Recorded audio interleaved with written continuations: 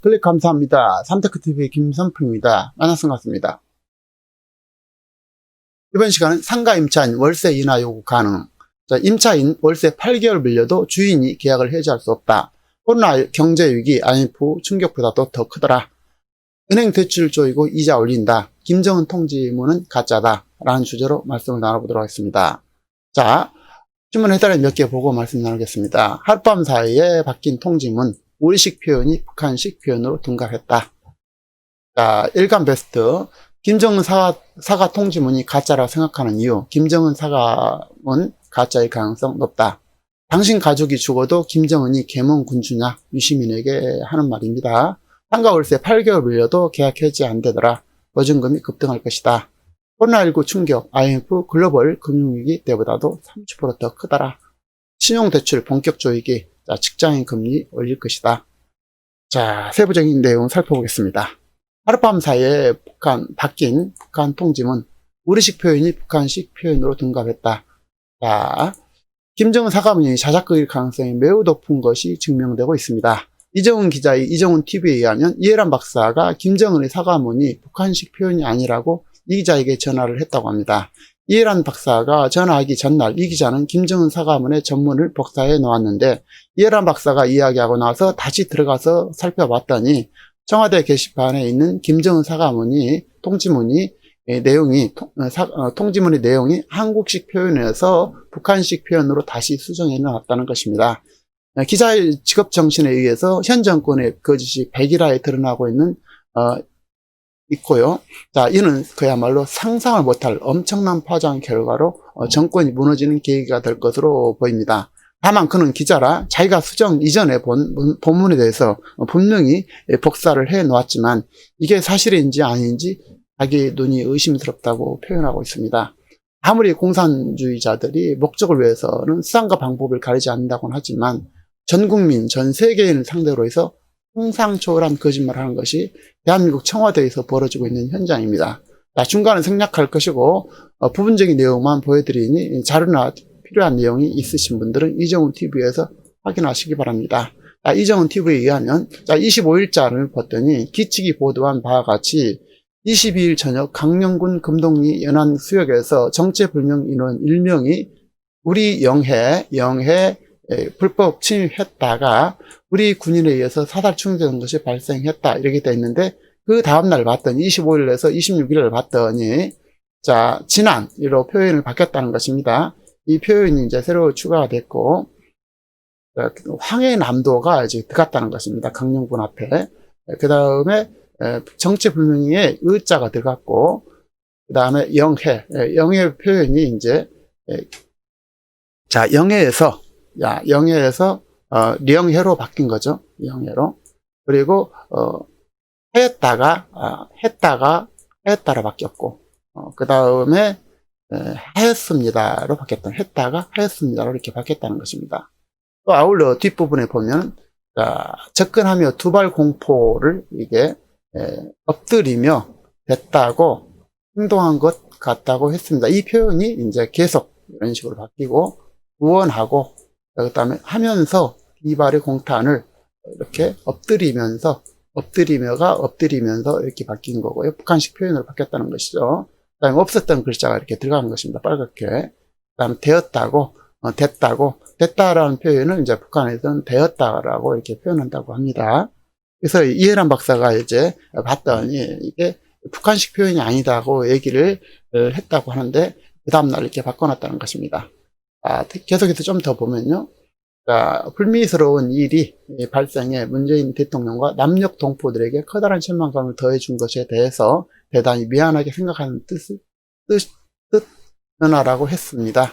벌어진 사건에 대한 기측 정확한 이해를 바란다 라고 되어 있는데 이것이 병마에서 병마의로 바뀌었고 그 다음에 실망감, 을에다가 이제 실망감의 을이 이제 빠진 것을 을을 넣고 더해준 것에 대해 자, 다시 한번 말씀드리면 자, 보면요. 더해준 것에 대해는 더해준 것에 대로 바뀌었고 그 다음에 했습니다는 자, 하셨습니다 라고 바뀌었고 중간에 이제 조사 을을 다 넣네 이렇게 의자를 넣고 그 다음에 이해를 바랍니다. 자, 이해를 바란다. 자, 반말을 썼었죠. 이해를 바란다가 이해를 바랍니다. 이해를 바랍니다. 이렇게 북한식 표현으로 바뀌었다는 것입니다. 자, 아울러 조선노동당 중앙위원회, 자, 2020년 9월 25일을 자, 조선노동당으로 바뀌었죠. 노동당, 노자로. 그 다음에 2020년 9월 25일 이런 식으로 바뀌었다는 거죠. 완전히 가짜일 가능성은 거의 확실시 돼 보이죠. 자, 어쨌든 이 앞서 일간 베스트에서는 가짜 가능성에 대해서 얘기를 했는데 국 전문 김정은 위원장 통지문 이렇게 되어 있는데 청와대 앞 이렇게 되어 있다는 것입니다. 뒤측이 이런 식으로 되어 있는데 국무위원장 김정은 통지는 가뜩이나 악성 비루스 역마 위협으로 신음하고 있는 남녘 동포들에게 도움은커녕 우리 측 수역에서 뜻밖의 불미스러운 일이 발생해서 문재인 대통령과 남녘 동포들에게 커다란 실망감을 준 데 대해서 대단히 미안하게 생각한다는 뜻을 전하라고 하셨습니다. 뒤측의 정확한 이해를 바랍니다. 조선노동당 앞서 본 것처럼 이렇게 돼 있죠. 이렇게 돼 있다는 것입니다. 이에 대해서 이제 당신 가족이 죽어도 김정은 계몽군주냐 유시민의 누리꾼들 폭발했습니다. 유시민이 이제 이거에 대해서 찬양 일색을 했는데 이 내용이 되겠습니다. 북한이 우리 국민에게 총격을 가해 사살을 해놓고 뒤늦은 김정은 국무위원장이 나서서 미안하게 됐다라고 사과하자 여권 인사들은 계몽공주 같다, 통 크다 등의 발언을 쏟아냈다는 것입니다.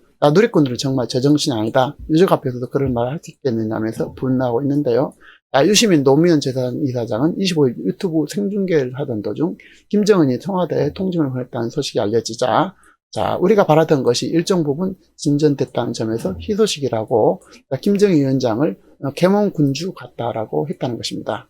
함께 출연한 정세현 민주평통 수석 부의장은 통 큰 증명이 있다라고 했다는 것이고, 자, 누리꾼들은 계몽군주, 통이 커, 국민이 처참하게 사살되고 화형당했는데 찬양하는 것에 이해가 되지 않는다고 힐난하고 있는 것입니다. 그나마 이것도 거짓이라는 것이고요. 이날 포털 사이트 실시간 검색 순위는 계몽군주가 1위에 오르기도 했다는 것입니다.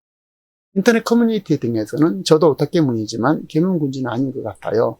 어휴, 당신의 가족이 이런 죽을 맞이해서도 계몽군주를 말할 텐가.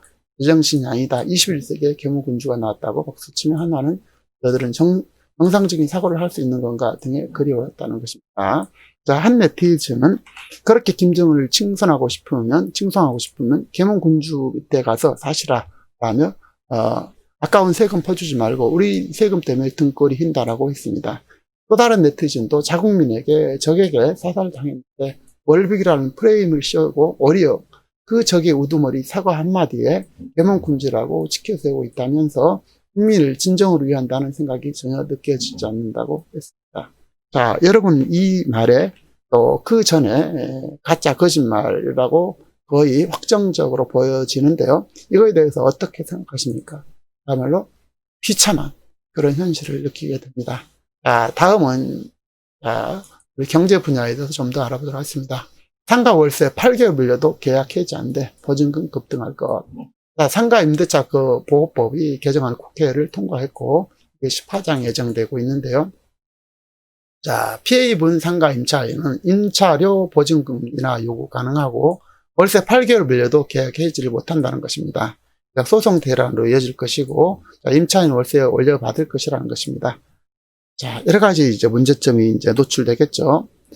상가 임대차 권리를 대폭 강화한 상가 임대차 건물 임대차 보호법 개정안이 24일 국회 본회의를 통과해서 우려가 커지고 있고 현실화되고 있는데요. 개정안은 신종 코로나 같은 1급 법정 감염병을 이유로 임차인이 임대인에게 보증금과 임차료를 인하를 요구할 수 있도록 했다는 것이고, 법 개정 시행 이후 6개월 동안 발생한 연체 임대료는 계약 해지, 계약 갱신의 거절 사유가 되지 않도록 했습니다. 그러나 명확한 임대료 인하 폭과 기간 등이 제시하지 않아서 갈등과 분쟁이 불가피할 전망입니다. 임대인들은 기존 임차인에게 본 손실을 신규 임차인에게 전가하는 등의 부작용이 예상되고 있고, 개정안은 국회의 의결을 등을 거쳐서 이번 주에 다음 주니까 이번 주가 되겠죠. 시행될 전망입니다. 개정안의 핵심 내용은 코로나19 등으로 피해를 본 임차인이 임차료를 인하를 요청할 수 있는 법적 근거를 마련한 것이고, 임대인 임차료 감액을 거부할 수는 있습니다. 하지만 이 경우 임차인이 분쟁조정위원회에 소송으로 분쟁 저지원에 또는 소송으로 문제를 제기할 수 있고, 임차인 승소할 경우 최초 감액 청구한 시점부터 소급해서 적용해서 임대인이 차익을 물어줘야 한다는 것입니다. 그러나 개정안에는 구체적인 임대로 인한 폭과 기간을 명시하지 않았습니다. 교통부 관계자는 감면액과 기간은 당사자 간의 합의에 따라서 결정했다라고 설명했지만, 이 규정이 불명확했기 때문에 당연히 여러 가지 분쟁과 소송으로 갈등이 이어질 수밖에 없는 것으로 보입니다. 개정안은 법 시행 이후 6개월 동안 임대를 연체해도 임대인이 계약을 해지할 수 없도록 했는데, 현행법은 3개월간 연체할 경우 계약 해지 가능. 따라서 최대 9개월간 연체할 때까지는 임대인이 계약 해지를 할 수가 없다는 것이 되겠죠. 자, 전문가들 임대료 인하와 연체 허용 등의 규정은 임차인만 생각한 거라면서 노후 생계 유지를 목적으로 상가에 투자한 노년층에게 치명적인 부담이 될 것이라면서, 더 중요한 것은 당장 꿀 같은 정책들이 나중에 심각한 부작용을 낳을 수 있다는 지적이 나오고 있습니다. 당연히 풍선 효과라든지 건물주들은 손해를 발생하기 위해서 신규 임차인에게 보증금을 대폭 올리겠죠. 보증금과 임차를 올리겠죠. 자, 이번 개정안 후 새로 시행 등은 분쟁이 급증할 것으로 보이고, 법으로 한쪽의 희생을 강요하는 것은 결정적으로는 사유재산권을 침해하게 되죠. 계약 자유를 침해하게 될 것입니다. 전세가 급등을 가져온 주택임대차 보호가 비슷한 부작용이 시장에서 나타날 것입니다. 자, 신용대출 본격 조이기 시작했다. 직장인 금리 전반적으로 상승할 것이다. 내에서 알아보도록 하겠습니다. 카뱅 직장인 최저금리 0.15% 인상했다.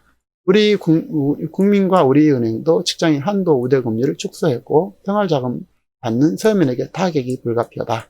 카카오뱅크는 25일부터 직장인 대출 신용 최저금리를 2.01에서 2.16으로 0.15포인트 높여서 적용한다고 밝혔고, KB국민은행도 29일부터 KB 직장인 든든 신용대출 한도를 기존 3억 원에서 2억 원으로, KB스타 신용은 3억 원에서 1억 5천만 원으로 줄인다. 일부 상품 우대금리도 축소한다. 이에 따라서 상품당 실질 대출 금리는 약 0.1에서 0.15포인트 인상하기로 되어 있는 거고, 의사, 변호사, 고용, 고신용, 고소득 전문직을 대상으로 한 전문직 신용대출 한도도 현행 4억 원에서 2억 원으로 반으로 대폭 줄이겠다라는 것입니다. 자, 우리은행도 10월 6일부터 주력 신용대출인 상품인 우리주골의 직장인 대출 우대금리를 없애거나 낮추는 방식으로 금리를 조절하고, 직장인 대출 상품도 같은 방식을 적용한다는 것입니다.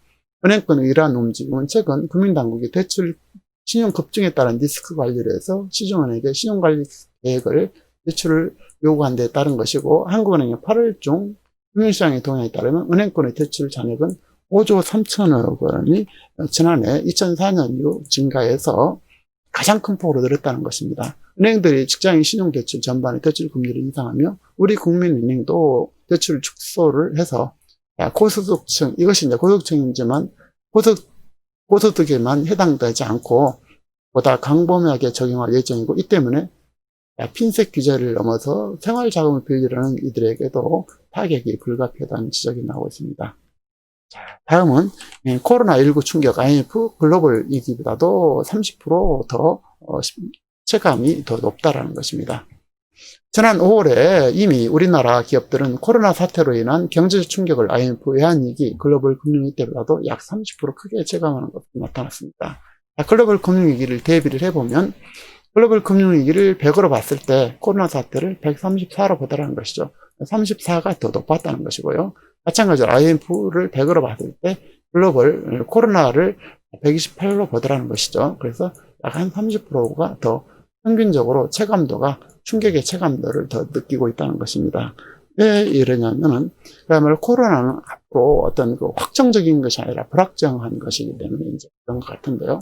자, 경청은 피해를 입은 기업 223개를 대상으로 코로나19, 이게 19의 피해에 대해서 이렇게 조사가 됐다고 보고하고 있습니다. 전체적으로 요약하겠습니다. 현 정부가 국민을 가짜로 얼마나 속였는지 그야말로 그 끝을 알 수 없고요.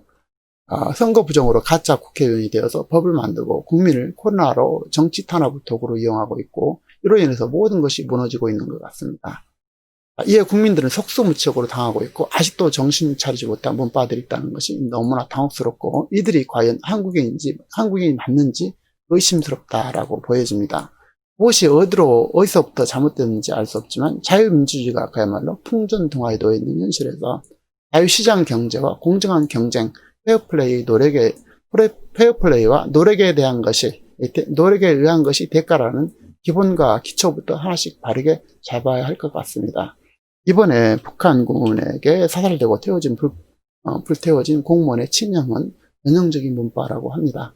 그의 페이스북에는 문과 현 집권 세력을 끝없이 칭송하고 찬양하고, 반대로 그는 이명박근혜와 보스를 향해서 끝없이 비난하고 욕하고 제발 정신 차리라고 했다는데, 누가 정신을 차려야 되는지 알 수가 없습니다. 누가 정신을 도대체 차려야 될까요? 혈육인 동생이 이렇게 무참하고 처참하게 당하고 나서도 문파일까요? 하지만 이들과 같은 문파 사회주의자들이 지지하는 사람들이 존재하는 것은 아닙니다. 요약드리겠습니다. 가짜가 세상을 지배하고 정치적으로 경제적으로 한국은 매우 큰 위기를 맞고 있습니다.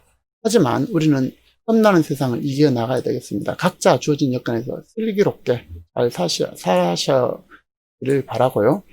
그걸 기원드리면서 한강의 기적, 세계 10위의 경제대국, 나도 노력하면 되고, 또 개천에서도 용도로 태어날 수 있다는 희망의 세상, 자랑스러웠던 자유대한민국, 어쩌다 이상스럽게 공산주의를 칭송하고 동산 독재에 빠져들고 존경받아야 될 여러분의 인격과 생명의 값이 처참하고 슬픈 현실로 다가오고 있습니다.